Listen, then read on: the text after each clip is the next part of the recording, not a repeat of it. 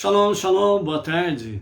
Hoje é dia 22 de agosto do ano de 2022 e é o dia 25 do mês Ave 5782.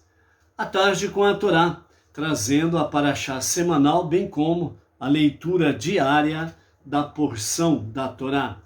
E nós estamos aqui hoje no segundo dia da semana, segunda-feira, e nós estamos então no segundo dia para o Shabat. E aí nós estamos também na nossa segunda aliá, a nossa segunda leitura da nossa paraxá da semana, que é Re'ê, que significa ver, vejam, né? Então nós estamos aí e vimos a palavra que o nosso Rebbe Menachem Mendel, o líder máximo da nossa geração, trouxe para nós, né, no dia de ontem, ver e crer.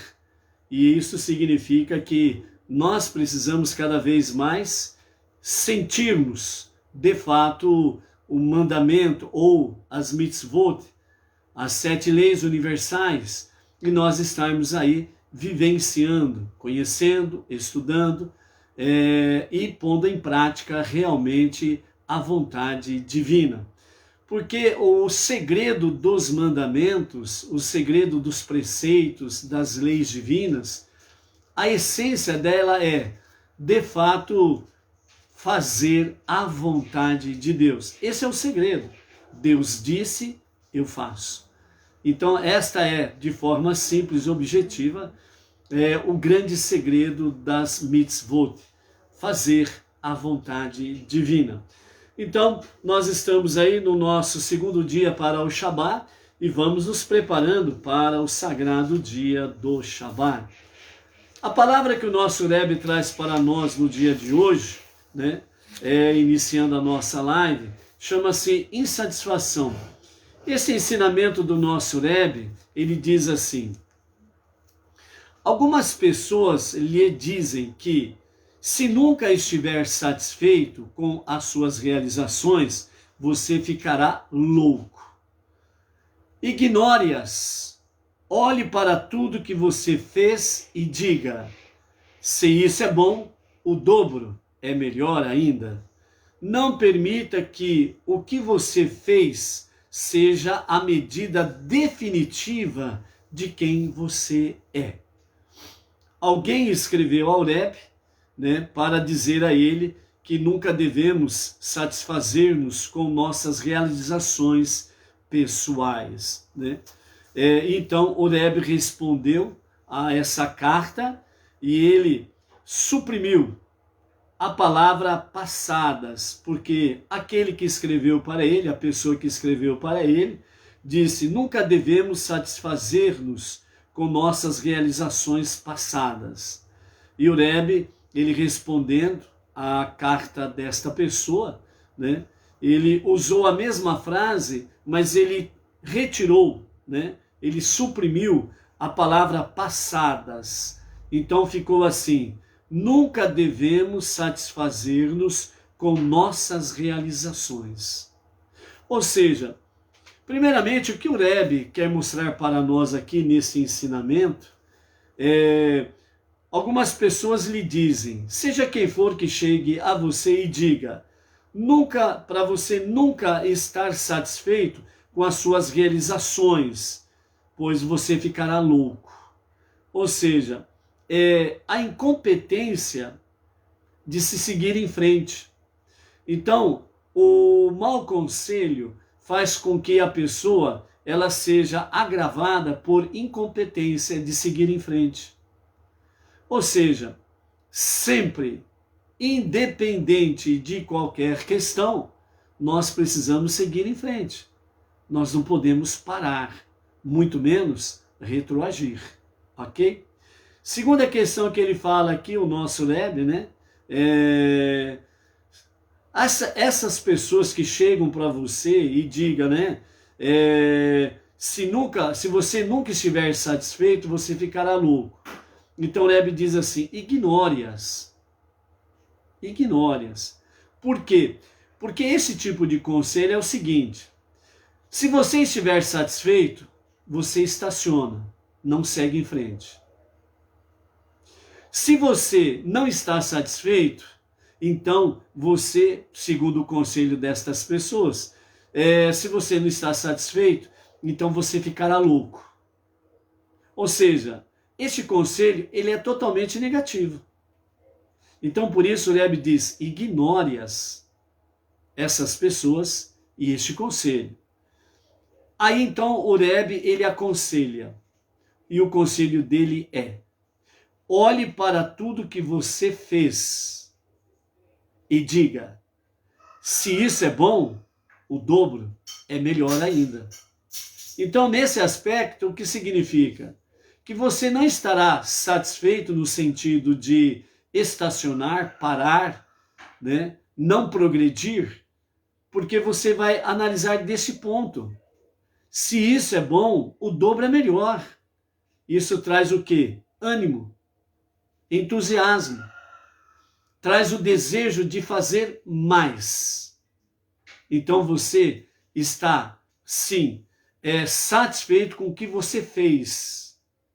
Só que isso mostrou para você que isso é bom.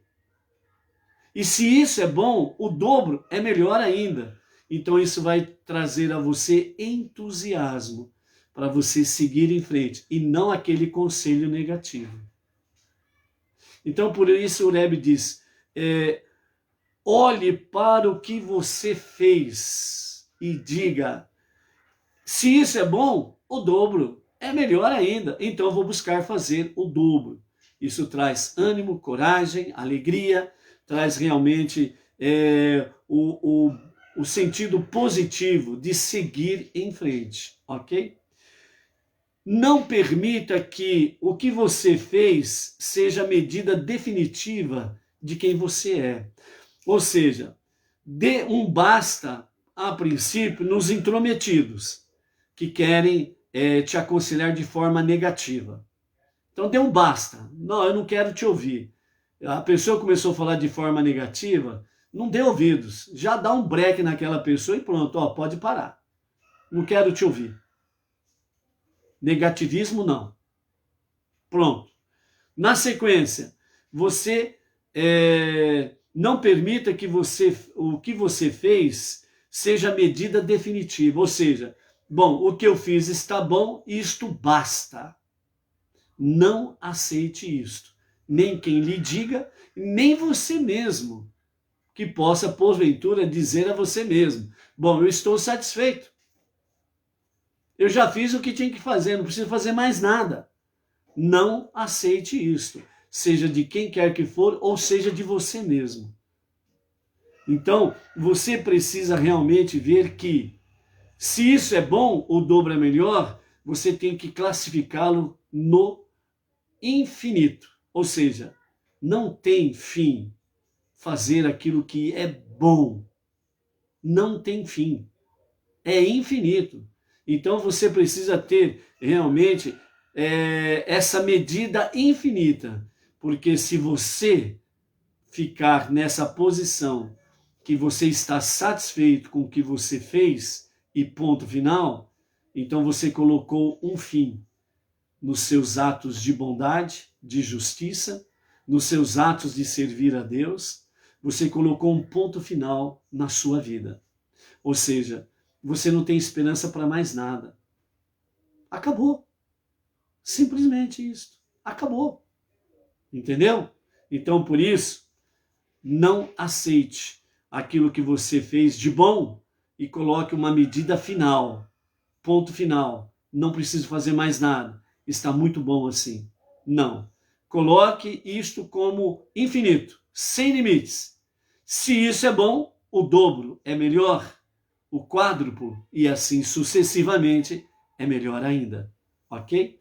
Então, por isso, quando o Rebbe respondeu a esta carta a esta pessoa que lhe escreveu sobre isto, né, insatisfação, então essa pessoa ela colocou a seguinte frase: nunca devemos satisfazer-nos com nossas realizações passadas. Então o Rebbe ele responde a carta com conselhos com mais dimensão, com mais questionamentos, etc. e tal, E a essência está aqui para nós aprendermos. Então ele usa a mesma frase daquela pessoa e a palavra final daquela frase, passadas, ele então suprime. Então ele responde a esta pessoa, entre outras coisas, ele responde então usando a mesma frase daquela pessoa, omitindo a palavra final passadas. Então ficou: nunca devemos satisfazer-nos com nossas realizações. Isto é, não tem limite. Significa que a pessoa, ela realizou algo bom, isso tem que ser estímulo para fazer o dobro. Ela completou o dobro, isso tem que ser um estímulo para ela fazer o triplo, o sextuplo e assim sucessivamente. Ou seja, tudo aquilo que nós fazemos de bom não tem limites. Não podemos pôr um ponto final, não podemos simplesmente fechar, trancar a porta e não precisa ser feito mais nada. É aquela famosa questão em que muitas pessoas dizem assim: bom, eu fiz a minha parte, acabou. A minha parte eu fiz. Tá muito bom assim. Então a pessoa, ela colocou um ponto final para ela. Então significa que a vida para ela não tem mais sentido. Então fica aquela questão: viver para quê? Se não tem mais sentido a vida. Se você não tem mais estímulo para seguir em frente. Se você não tem mais objetivos para seguir em frente. Eu fiz a minha parte, acabou. Então não sejamos míopes, espiritualmente falando, mas que nós possamos ter uma visão no Ein Sof, no infinito, que é o nosso Deus, e aquilo que Ele colocou diante de nós é para fazermos, refazermos continuamente, até que cheguemos ao Olam Rabá, o mundo vindouro, ok? Baruch Hashem por isso daí. Então, o nosso Shalom de hoje vai para o Toninho Medeiros, lá de Cássia dos Coqueiros, interior de São Paulo e região de Ribeirão Preto. Emília Xerém, do Rio de Janeiro. A Eliana Ferreira, de Nova Friburgo, Rio de Janeiro. O Marcelo Barbosa, Manaus, Amazonas. O Rodrigo Silva e família, lá em Campo Grande, Mato Grosso do Sul. A Edjane Ribeiro, Recife, Pernambuco. A Elizabeth e família, de Montes Claros, Minas Gerais. A Simoni Belen, Recife, Pernambuco. O Jaime Struck, né? Acho que é mais ou menos assim que pronuncia o nome, tá bom, Jaime? Desculpa aí se falei errado, hein? De São Paulo, capital. O Moisés Essussi, de Manaus, Amazonas. O Valtemar Almeida Ribeiro, de Lorena, interior de São Paulo. E a Fátima Gomes, Baruch Hashem. Temos aí a Luciana Ribeiro, de Marília, a nossa região. A Malu, de São Sebastião, Distrito Federal, Brasília.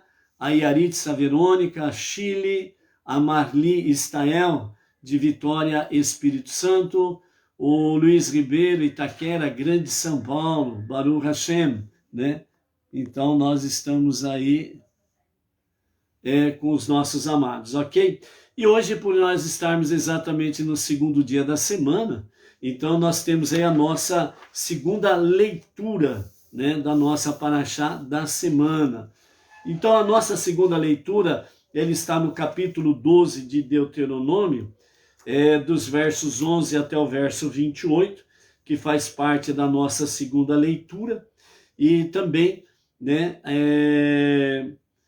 traz para nós exatamente uma mensagem central sobre o desejo da alma, né? E o desejo da alma, ela é, sem sombra de dúvidas, o elevar-se. Então, a aspiração da alma, nós precisamos estar focados nisso. Pois nós temos aqui na nossa segunda leitura, onde nós vamos ver aqui sobre a questão, né, de não comer sangue, né? Não se alimentará de sangue, né? O sangue é a alma e você não deve comer a alma junto com a carne, ok? Então nós vamos ver sobre esse tema aqui. Mas antes disso daí, eu quero trazer um enfoque da nossa palavra de ontem, onde nós tivemos lá no capítulo 12, né, no versículo 3, vocês devem derrubar seus altares, quebrar seus pilares sagrados, queimar suas árvores Asherá e cortar as estátuas de seus deuses, removendo seus nomes deste lugar. Então, o rabino Aryeh Kaplan, né, um grande comentarista, um grande sábio também, e também, né, ele escreveu também a Torá com comentários, né, no seu rodapé. Então, a Torá, anotado pelo rabino Aryeh Kaplan, se você não conhece, é esse daqui, ó. A Torá viva, né, que nos fala, anotado pelo rabino Aryeh Kaplan, com as suas notas explicativas de rodapé. Então, o nosso rabino, ele diz assim, há árvores de Asherá, né? Dentro desse aspecto aqui, vocês não podem adorar a Deus tendo no seu quintal árvores de Asherá. Por isso que a palavra fala que, ao tomarem posse da terra prometida, eles deveriam derrubar todos os lugares onde as nações, aquelas 7 nações, que vocês estão expulsando, adoravam os seus deuses. Estejam eles sobre as altas montanhas, sobre os montes, ou sobre qualquer árvores exuberantes.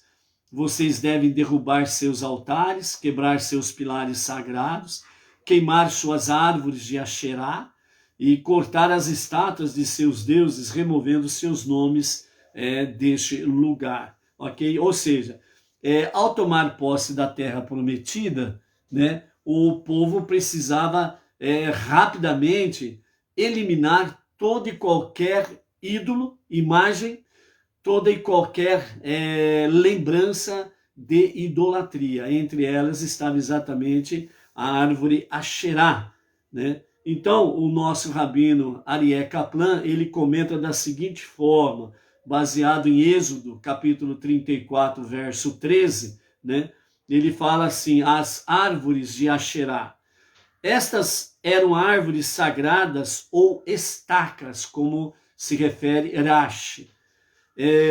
Asherá era uma deusa da fertilidade popular no Oriente Próximo, adorada em Sidom, conforme 1 Reis, capítulo 11, e também era adorada pelos filisteus, como está escrito em 1 Samuel, capítulo 31.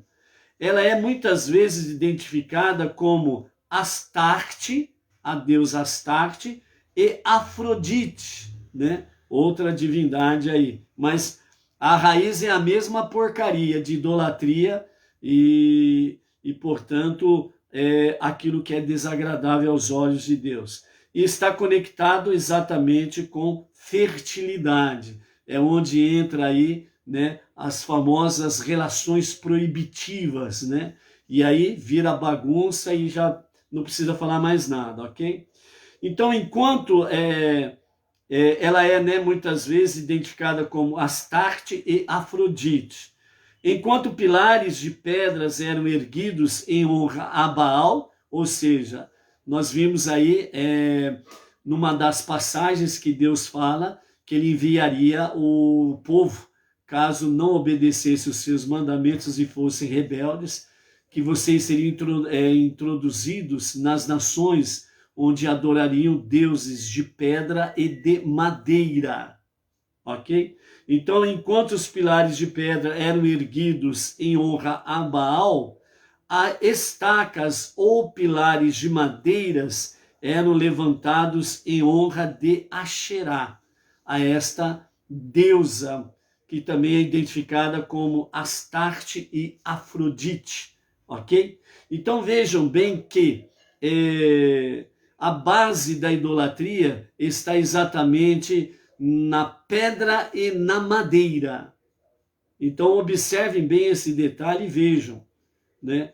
Tudo aquilo que está ligado como divindade para ser adorado com base pedra e madeira, é idolatria e não faz parte da verdadeira adoração ao único Deus, que não precisa ser representado por nenhum tipo de imagem, não precisa ser representado por nenhum tipo de imagens de pedra ou de madeira e as demais questões que são aí colocadas entre as nações.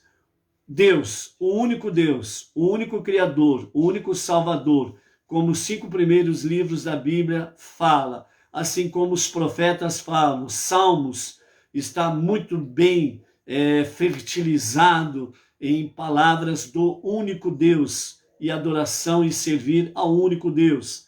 Entre eles os profetas também, temos aí o profeta Isaías, né, que de fato traz aí, né, nos capítulos 42, 43 e aí outros capítulos, falando sobre o único Deus e o único Salvador, que fora dele não há Deus e nem Salvador, ok? Então, é uma questão de saber, procurar identificar realmente.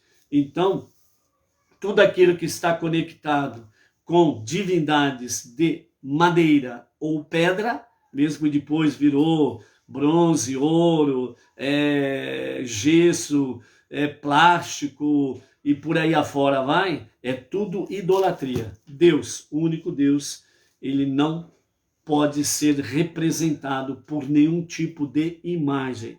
É isso que nós vimos bem claramente ali em Êxodo, né, na saída do Egito e na outorga da Torá.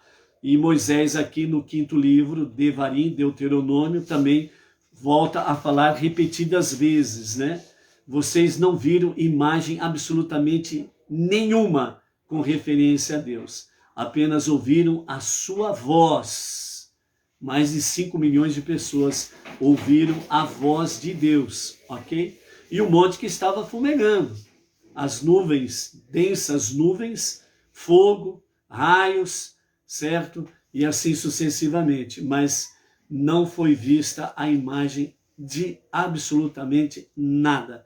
Então, quem realmente quer servir a Deus, de fato, né, com verdade e realmente prestar a Ele um serviço do coração, então ele não pode estar conectado com imagens, entendeu?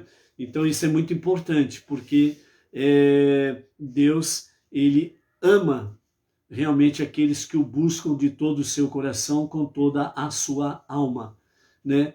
E com toda a sua força. Por que força?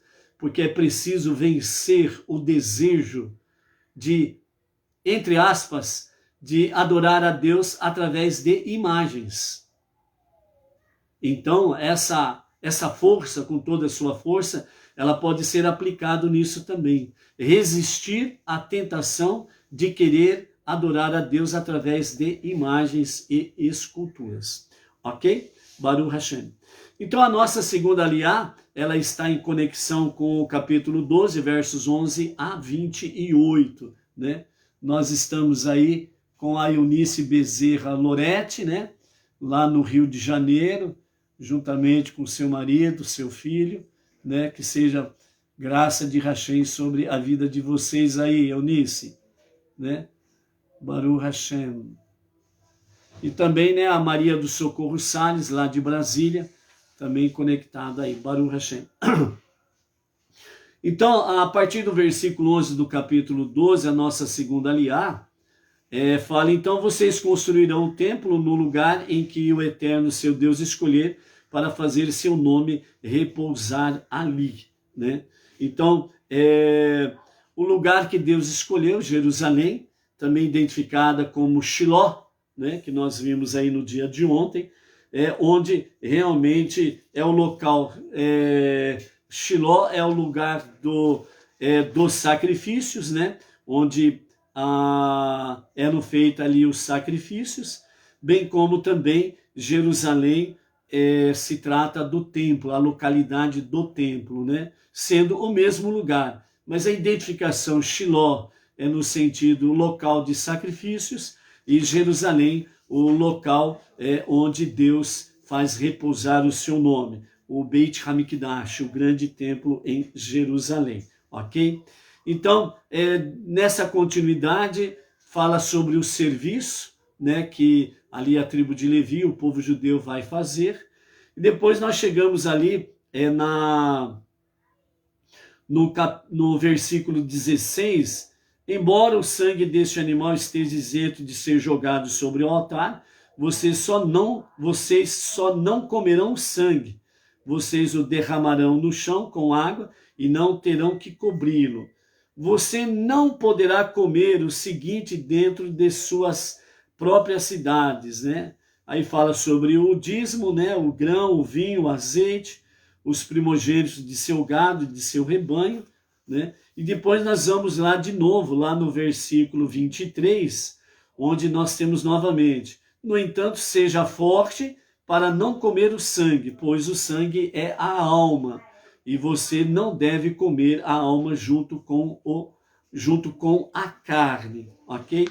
Aí depois discorre sobre esse assunto aqui, durante os demais versículos, né?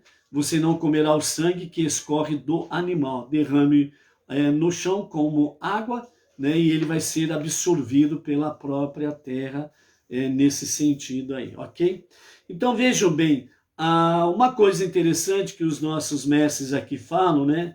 Rashi, o Rabi Akiva, o Rabi Ishmael, né? Está registrado no Talmud, nos fala sobre essa questão aqui, né? Em que é o versículo 23. No entanto, seja forte para não comer o sangue, pois o sangue é a alma, e você não deve comer a alma junto com a carne. Entre as nações existem aí, né, determinados grupos de pessoas, né, de nações, que acreditam, né, que se porventura, né, um exemplo, né, se porventura ele bebe o sangue de um touro, né, então significa que ele vai ser forte, uma saúde inabalável, e assim sucessivamente, né? Então existe essa questão entre os não-judeus. E os próprios judeus, eles aprenderam isso lá no Egito, como falam os nossos sábios aqui, alguns que nós citamos aqui, certo? Então, no próprio Egito, o povo judeu aprendeu esta realidade. E alguns comentaristas dizem que eles não somente viram, mas eles também aprenderam a comer o sangue. Então, quando realmente eles saem do Egito, em várias oportunidades, Deus fala sobre a questão de não comer sangue. Porém, aquela geração que saiu do Egito, contados da idade de 20 anos a 60 anos de idade, né, prontos para serem inscritos, né, no exército. Então, essa geração, ela não levou muito em consideração, segundo alguns comentaristas, né? Então, mesmo no deserto ainda tinham um certo costume de comer ou beber o sangue de animais. Porém, esta nova geração agora, que está para entrar na Terra Prometida, tendo em vista que a geração do deserto morreu, aqueles 600 mil homens, da idade de 20 a 60 anos de idade. Então essa nova geração que vai entrar na Terra Prometida, então agora estão saindo realmente da questão do deserto e vão entrar na Terra. E automaticamente estarão envolvidos com tudo aquilo que está dentro do aspecto agropecuária. E obviamente, né, a criação de animais para o abate, etc. e tal. Então, nesse momento, quando Moisés fala, né, o capítulo 12, verso 23, seja forte para não comer o sangue. Segundo, né, Rashi, segundo o Rabi Ishmael, segundo o que está escrito no próprio Talmud, né, fala que realmente esta nova geração, ela estava sendo tentada a realmente comer sangue. Então, por isso que Moshe vem aqui e fala: no entanto, seja forte para não comer o sangue, pois o sangue é a alma, e você não deve comer a alma junto com a carne. Então, quando o povo judeu vai entrar na terra prometida, eles vão ter o quê? Eles vão ter a liberação no sentido de comer carne na sua família, no seu modo normal de vida, e não comer a carne do sacrifício que era feita durante a passagem pelo deserto, né? E então comia da carne sacrificada. Então, entraria no mundo material, no mundo secular, e ao mesmo tempo o mundo espiritual. O mundo espiritual continuaria com os sacrifícios, e o mundo secular estaria envolvido aí com a questão da agropecuária, né? A questão do agro, as plantações, os produtos da terra, etc. e tal, e ao mesmo tempo a criação de animais que poderia ser usado para consumo próprio, né? Em suas famílias, etc. e tal. E aí então, né? Segundo estes sábios, bem como também Rashban, Berraye, né, que falam sobre essa questão, né, de sangue e carne, então traz o alerta para que não para resistir, para ser forte e resistir ao desejo de comer sangue, certo? Então essa era a advertência de Moshe, fortalecendo essa nova geração para não realmente comer o sangue, porque o sangue é a alma. Nesse aspecto aí, então, Rashi realmente fala que é importante que o povo esteja, de fato, sincronizado com a vontade divina. Ou seja, Deus diz para não comer sangue. Então, eu vou fazer a vontade divina. Eu não vou comer sangue.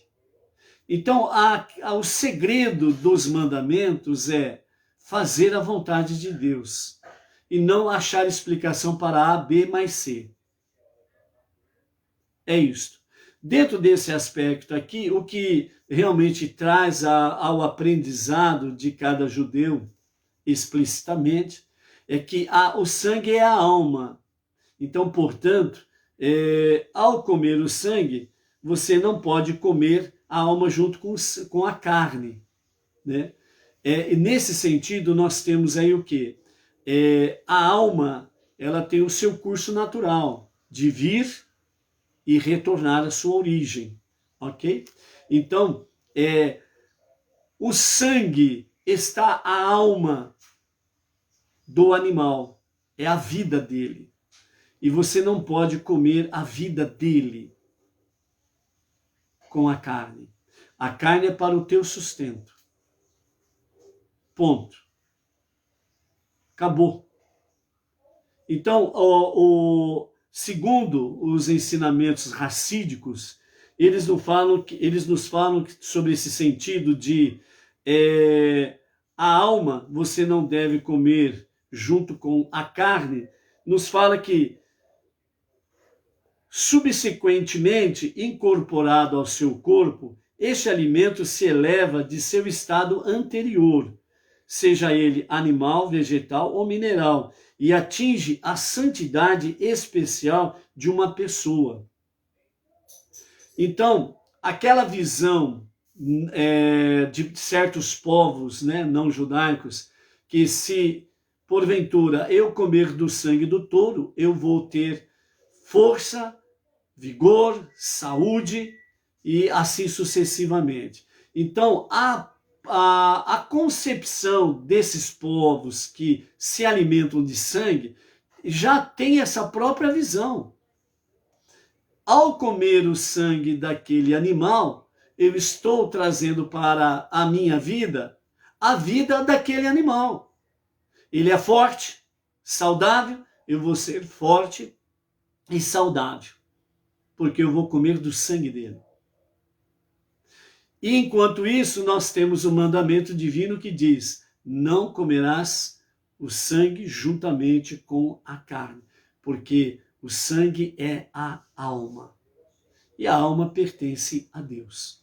Continuando, no caso da carne, que é um luxo material, esta elevação espiritual é mais difícil, Daí a necessidade do procedimento especial da Sheritá, que é o abate ritualmente puro, que Deus orienta a ser feito. Assim, o preceito da Sheritá, né, o não sacrificial, que é todo animal que é levado ao sacrifício, os Coraniques são responsáveis pelo seu abate. Na vida secular, principalmente depois da destruição do segundo templo, então a Sheritá, que é o matar o animal, que é não para o sacrifício, mas é para o consumo. Então é chamado de Sheritá. Foi somente dado ao povo judeu quando eles entraram na terra de Israel, pois no deserto eles estavam afastados das questões mundanas, mas ao entrar na terra, o povo judeu foi encarregado da missão de interagir com o mundo material e elevá-lo espiritualmente. Então, resumidamente, qual o motivo de não comer sangue com a carne? É para elevar o mundo secular, é para elevar o mundo material a níveis espirituais, separando o sangue da carne. E a forma de abate, Sheritá, né, que é o abate não sacrificial, portanto não é feito dentro do templo, ok? Então é para observar preceitos que os rabinos trouxeram, os sábios trouxeram através dos tempos, justamente para evitar um sofrimento do animal, e assim o sangue ele pode escoar livremente, né, através da sangria, e a carne em si, ela fica sem o sangue, praticamente 100%, ou quase 100%. Então, segundo os dados, né, científicos aí, aquela água avermelhada que fica na carne, né, ela é a coloração da própria carne. Ela não tem sangue, ela tem aquela coloração. Se eu não me engano, se não me falha a memória, parece que eles falam um negócio de hemoglobina, um negócio é assim. Não lembro direito agora no momento. Falhou a memória, acho. Né? Então, essa questão avermelhada, né, que ela fica uma água avermelhada transparente, né? Então é sinal de que a carne não está com sangue. Mas é aquela questão que faz parte da própria proteína da carne, entendeu? Então, nesse sentido se faz realmente a sangria, e então a carne ela é apta para que o judeu possa comer de forma tranquila. Continuando, né, tanto o Rabi Ismael como o Rabi Akiva, como consta no Talmud, concordaram com o raciocínio de que a elevação da carne não sacrificial era espiritualmente relevante ao mundo abnegado de serviço divino no deserto, onde eles difeririam foi com relação à implicação prática desta irrelevância espiritual. O Rabi Ismael, ele manteve que Deus não teria autorizado o povo judeu de fazer algo que é espiritualmente relevante. Portanto, ele afirmava que carne não sacrificial era proibida. Na visão do Rabi Ismael, era essa visão dele, né? A carne permitida era aquela que era feita de forma sacrificial. Fora isso, não era permitido comer. Mas o Rabi Akiva sustentava que, como comer carne era espiritualmente irrelevante para o povo judeu, a Torá não teria estabelecido nenhuma lei referente ao seu consumo. Assim, ela podia ser comida livremente, né? Obedecendo a Sheritá, a forma de abate, e a sangria. Então o povo judeu pode comer a questão da carne tranquilamente na sua vida de cotidiano, ok? Abstendo-se realmente de comer sangue, né? Este é a ordem específica, né? Seja forte para não comer sangue. É de fato um princípio universal que se aplica a todas as mitzvot da Torá, né? Que Deus mandou, eu faço. Além do mais, o fato de a proibição de comer sangue ser mencionada aqui na nossa paraxá, né, Re'ê, é uma passagem que fala sobre desejo de comer carne. Sugere que o povo judeu realmente desejava comer sangue, contrariando realmente a vontade divina. Por isso, Moshe diz, seja forte para não comer sangue, né? Então, dentro desse aspecto aí, existe realmente esse desejo secular do ser humano de querer comer sangue, ok? Com essa visão também entre as nações, o povo judeu aprendeu lá no Egito.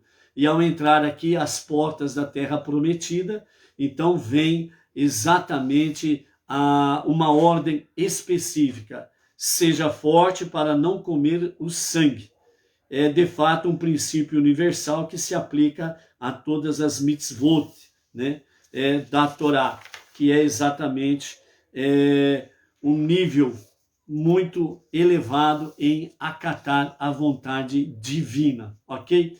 Dentro desses aspectos aí, amados, né, também nós temos aí os comentaristas, né, que falam, evitem ingerir sangue, não porque possam achar isso repugnante, mas porque vocês desejam agir conforme o que é certo aos olhos de Deus.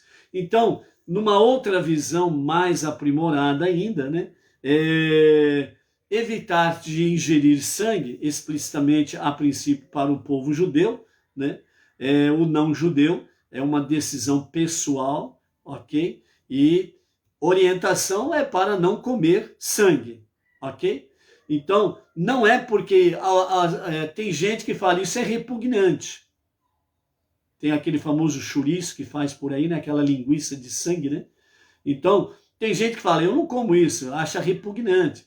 Mas tem aqueles que gostam. São seduzidos por isso. Então, a orientação, né, a palavra, né, de estímulo para não comer, não é porque é gostoso ou repugnante. Quem gosta, gosta. Quem não gosta, acha repugnante. Mas qual é o objetivo essencial? Eu não vou comer sangue, porque isto é certo aos olhos de Deus. Ponto final. É só você ter isso pela frente, como meta, né? Então, para quem acha repugnante, parece que é fácil, mas não é, porque a reação não é correta. Quem gosta, acha que é uma boa. Também não é uma reação correta.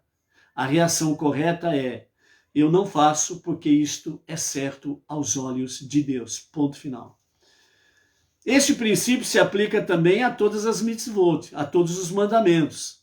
Então, eu não faço tal coisa porque isto é certo aos olhos de Deus. É agradável a Deus eu não fazer isso. Eu faço tal coisa porque isto é certo aos olhos de Deus. Ele se agrada que eu faça tal coisa.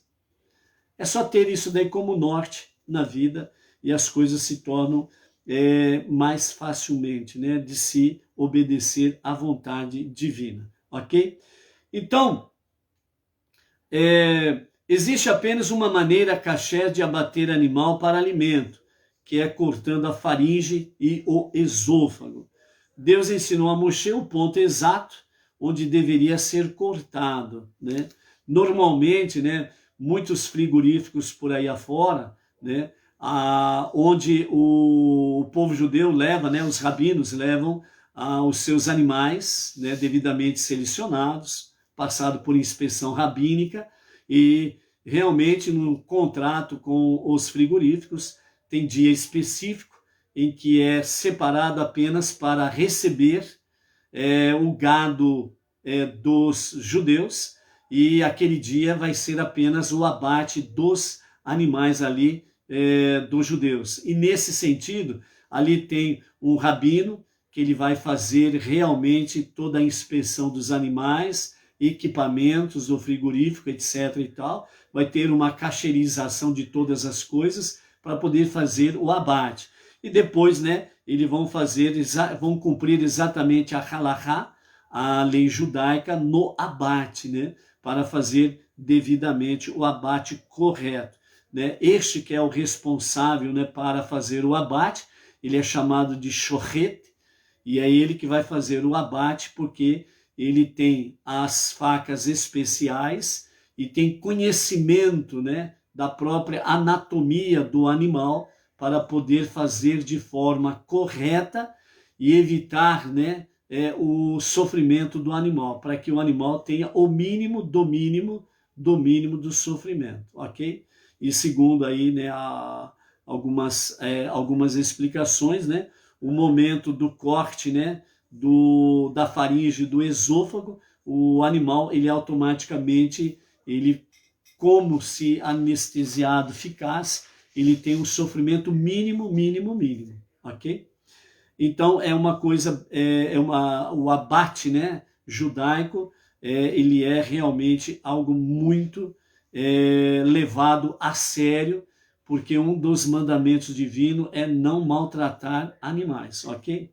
Então, o shorret é um judeu que abate animais de acordo com a lei da Torá. Ele precisa conhecer bem as leis, deve conferir sua faca antes de fazer o trabalho, para que o corte seja suave. Então, existe todo um ritual, né, para poder fazer, né, o abate dos animais, ok? Então, um animal morto que não foi abatido de acordo com a halahá é chamado de nevelá, que significa não apropriado para o consumo, é um abate não kasher, né?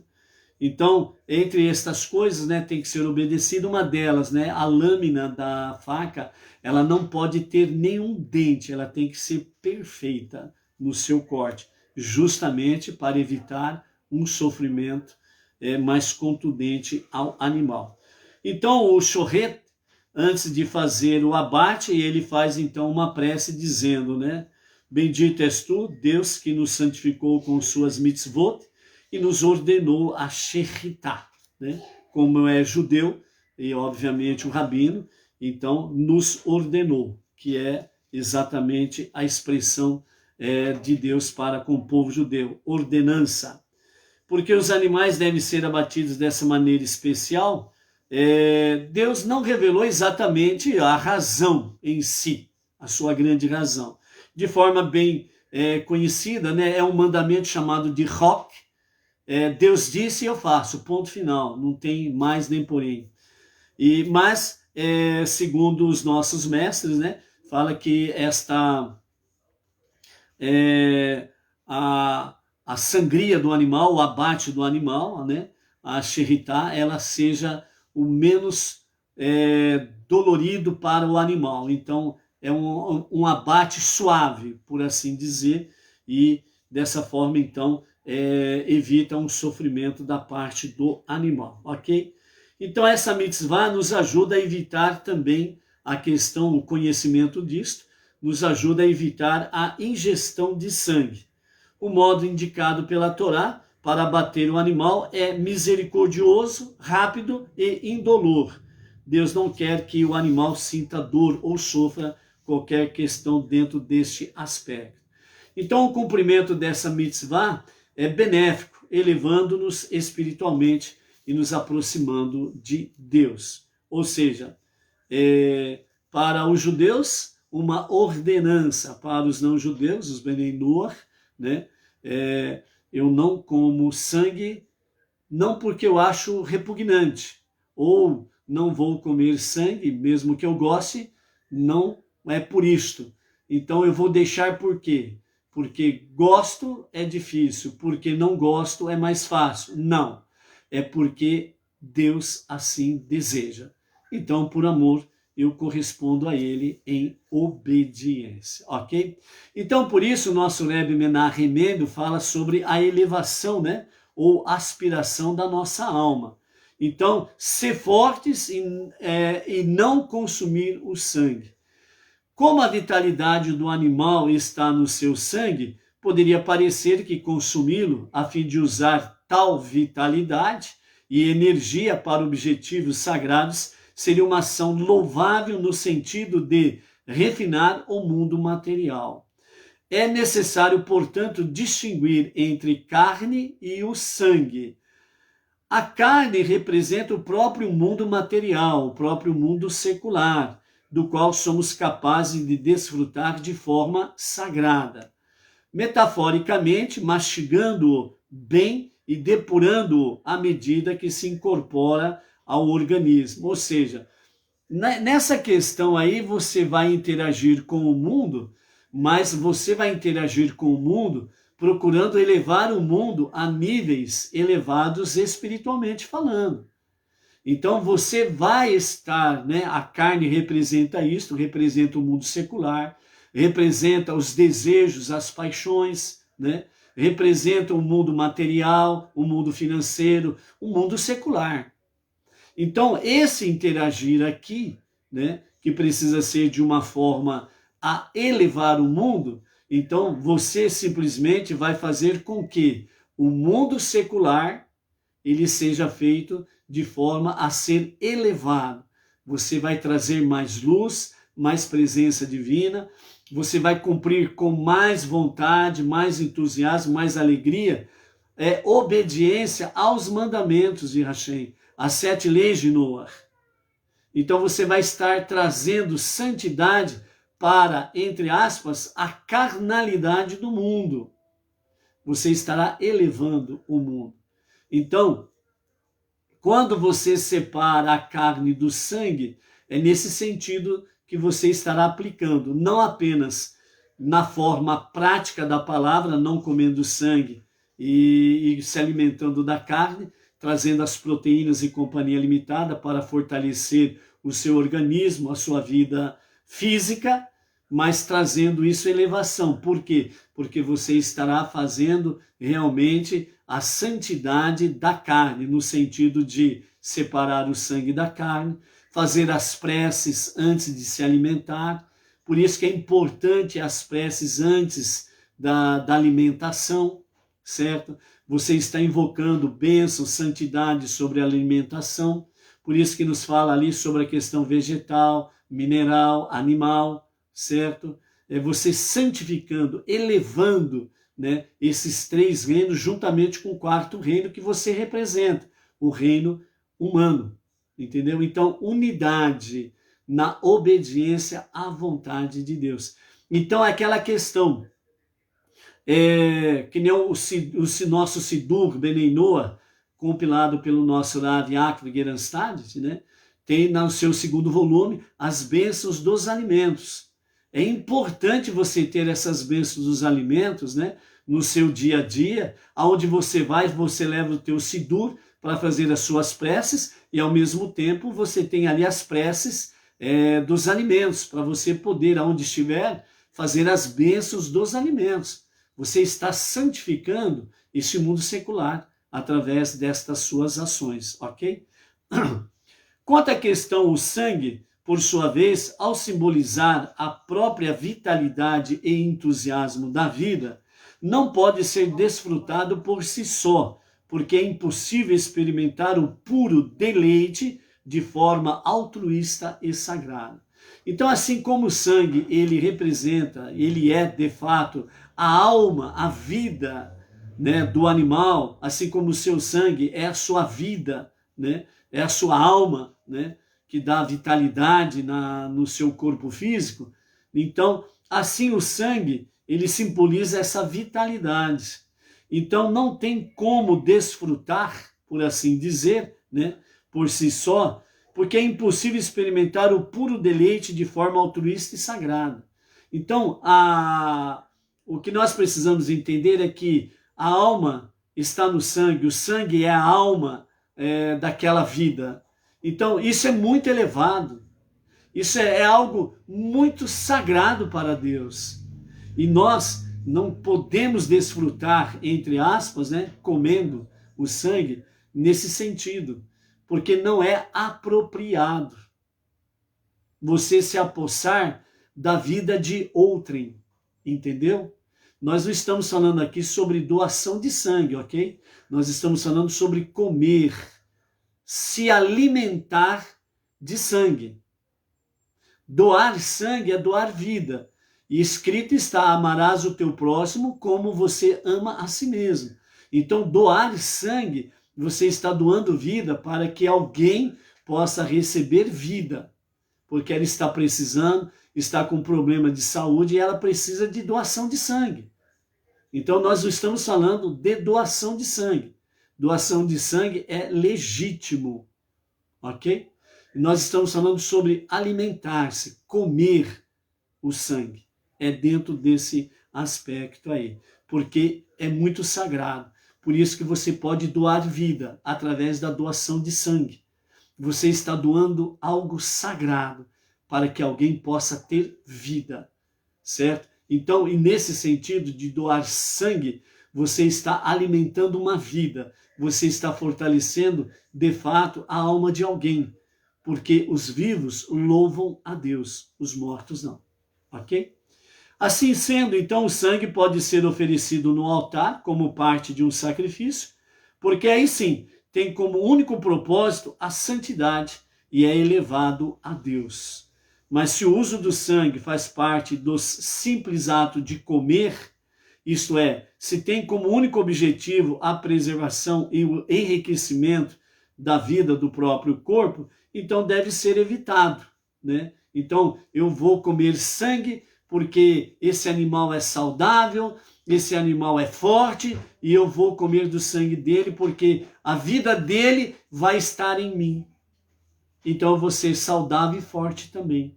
Então, isso não é permitido, ok? Para o judeu é uma ordenança, para o não judeu é você analisar, né? Tomar uma decisão, você pensa em tomar uma decisão, né? Consulte o rabino, converse com o rabino e veja então a palavra final do rabino, ok? E aí então você toma a sua decisão diante daquilo que é agradável aos olhos de Deus.